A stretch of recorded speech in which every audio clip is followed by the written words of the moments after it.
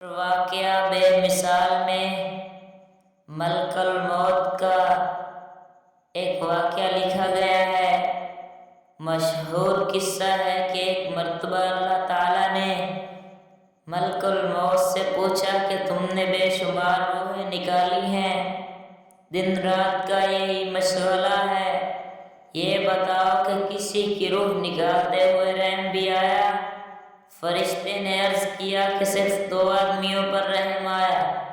اللہ تعالیٰ نے فرمایا کون ہیں جن پر تم کو بھی رحم آ گیا؟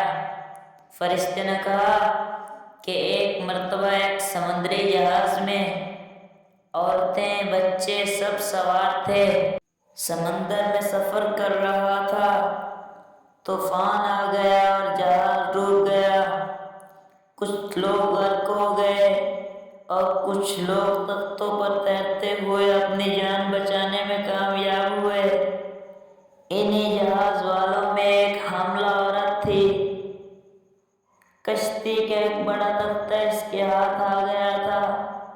اندھیرے اور طوفانی رات اور سمندر کے بیچوں بیچ وہ عورت تختے سے چمٹی رہی۔ اس حالت میں اس نے بچے کو جنم دیا اور بچے کو اپنے سینے سے لپٹا لیا۔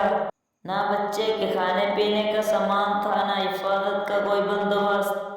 اس حالت میں اے بزرگ و برتر ذات، آپ کا حکم یہ تھا کہ اس عورت کی روح قبض کر لی جائے۔ اے اللہ، میں نے روح تو قبض کر لی، لیکن آج تک رحم آتا ہے اور یہی سوچتا ہوں نہ جانے اس بچے کا کیا ہوا ہوگا۔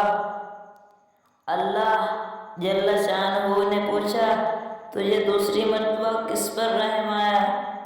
ملک الموت نے عرض کیا کہ شداد نامی آپ کا ایک نافرمان بندہ تھا، جسے آپ نے بادشاہت اور مال و دولت کی فراوانی عطا فرمائی تھی۔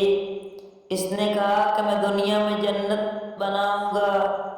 پھر اس نے جنت بنانا شروع کی، اربوں خربوں دینار خرچ کرتا رہا اور اس نے طے کر لیا کہ جنت پوری تیار ہو جانے کے بعد اس میں داخل ہوگا۔